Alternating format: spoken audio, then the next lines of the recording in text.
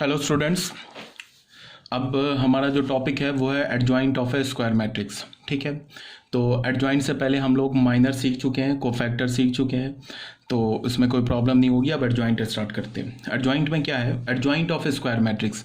ठीक है, उससे पहले मैं ये बता दूं कि माइनर हमारा स्क्वायर मैट्रिक्स का निकलता है, कोफैक्टर हमारे स्क्वायर मैट्रिक्स का निकलता है। नॉन स्क्वायर मैट्रिक्स का माइनर एंड कोफैक्टर डिफाइंड ही नहीं करते हैं। ठीक है, तो एडजॉइंट ऑफ स्क्वायर मैट्रिक्स में क्या है कि let A is equal to A I J be a square matrix of order N and let C I J be the cofactor of A I J in A. क्या बोला कि हमारे पास कोई एक स्क्वायर मैट्रिक्स है N order का, ठीक है, और सी आई जे जो है वो ए आई जे का कोफैक्टर है। ith रो jth कॉलम पे जो एलिमेंट है उसके कोफैक्टर को हम कैसे रिप्रेजेंट करते हैं? Capital C I J in A. Then the adjoint of A, adjoint of A matrix का एडजॉइंट को हम ऐसे भी लिखते हैं, पूरा लिखें एडजॉइंट ऑफ ए, या शॉर्ट फॉर्म में कैसे लिखें? ए डी जे, यहाँ पे ए लिखें। एडजॉइंट ऑफ ए क्या होगा? ये होगा सी आई जे का ट्रांसपोज। ट्रांसपोज को कैपिटल टी से भी लिखते हैं, ऐसे डैश से भी लिखते हैं। इसका क्या मतलब है? इसको तुम ऐसे देखो कि हमारे पास कोई एक मैट्रिक्स है, चाहे वो 2x2 ऑर्डर हो, 3x3 ऑर्डर हो, 4x4 ऑर्डर हो, कोई भी ऑर्डर का एक मैट्रिक्स है। मान लो हमारे पास एक मैट्रिक्स ए है, ठीक है, ये मान लो A11, A12, A21, A22, ये हमारे पास एक 2x2 ऑर्डर का मैट्रिक्स है। तो मैं अगर बोलता हूं कि एडजॉइंट ऑफ ए मैट्रिक्स का एडजॉइंट क्या है, ठीक है, तो ए मैट्रिक्स का एडजॉइंट हम कैसे निकालेंगे? हम क्या करेंगे कि ये जो मैट्रिक्स है ना 2x2 ऑर्डर का, इसमें हर एक एलिमेंट को अपने कोफैक्टर से रिप्लेस कर देंगे। मतलब क्या है? A11 को हटाया, A11 का जो कोफैक्टर होगा उसको मैंने A11 की जगह लिख दिया। A12 को हटाया, इसके कोफैक्टर को लिख दिया। फिर A21 के जगह इसका कोफैक्टर लिख दिया। फिर A22 के जगह इसका कोफैक्टर लिख दिया। कोफैक्टर लिखने के बाद इसका ट्रांसपोज ले लिया, तो वो क्या हो जाएगा? ए का एडजॉइंट हो जाएगा। तो ये किसके इक्वल होगा? C11, C12, C21, C22। ये क्या होगा? ये जो मैट्रिक्स होगा, this matrix is the adjoint of ए।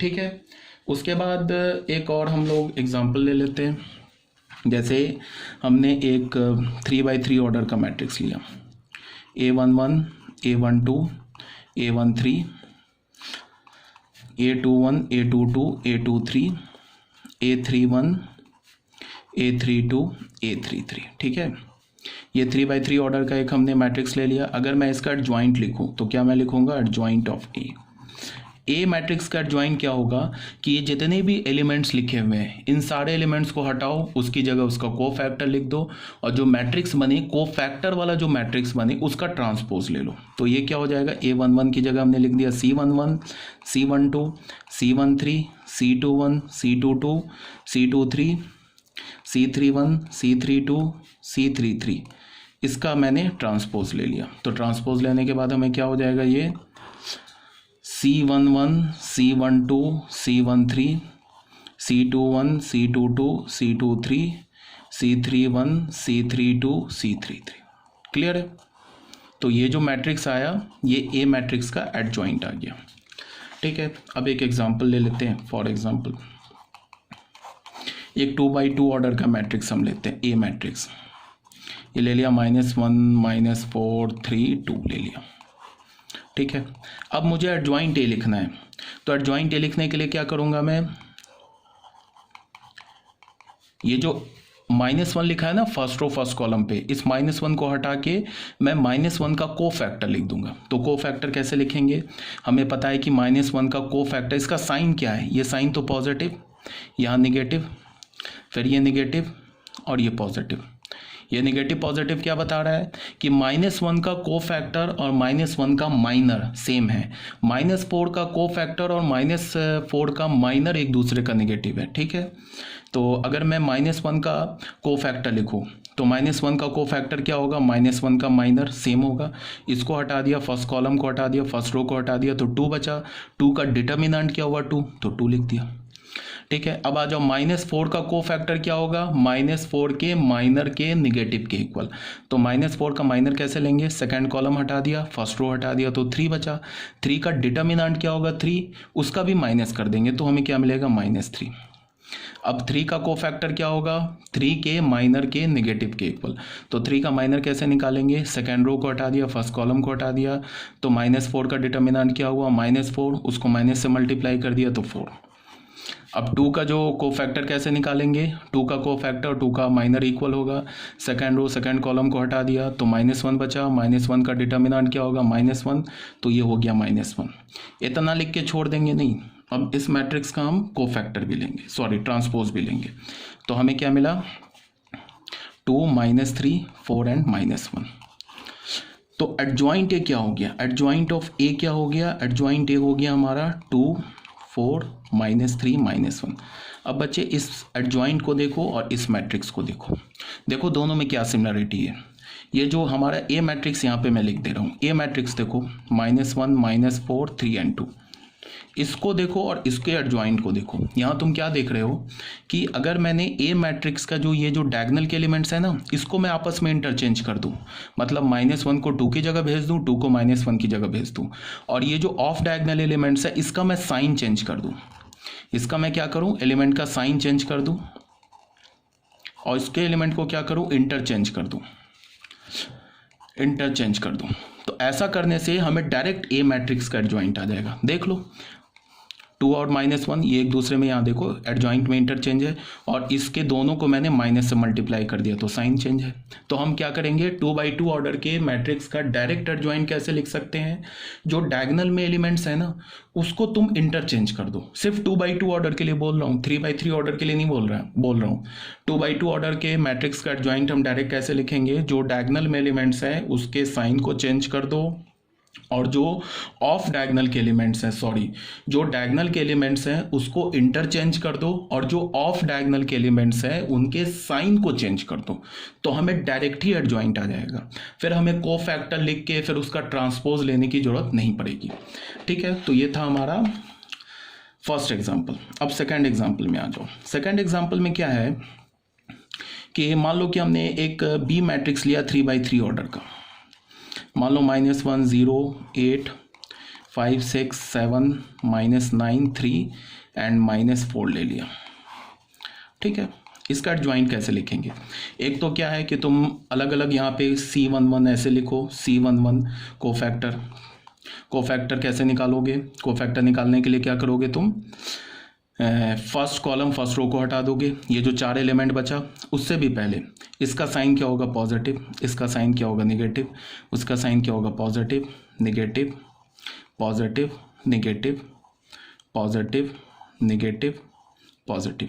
अब ये मत करना कि ये नेगेटिव और ये पॉजिटिव, या फिर तुम ऐसे बोलो कि यहाँ पे ये नेगेटिव और यहाँ पॉजिटिव देके इसको -7 मत कर देना। ये 7 के ऊपर नेगेटिव लिखने का क्या मतलब हुआ कि 7 का माइनर एंड 7 का कोफैक्टर एक दूसरे का नेगेटिव है। आ रही है बात समझ में, कई बार बोल चुका हूँ, कंफ्यूज मत हो जाना कि यहाँ पे 6 को 5 को यहाँ पे तो पॉजिटिव लिखा ऊपर नेगेटिव लिख दिया, इसका मतलब ये -5 है, ऐसा मत समझ जाना। ठीक है, तो C11 का कोफैक्टर क्या होगा, जो C11 का माइनर होगा। C11 क्या है, फर्स्ट कॉलम को हटा दिया, फर्स्ट रो को हटा दिया, तो हमें क्या मिल गया, 6, 3, 7 एंड -4। ये क्या हो गया, -24 -21, ये क्या हो गया, -45।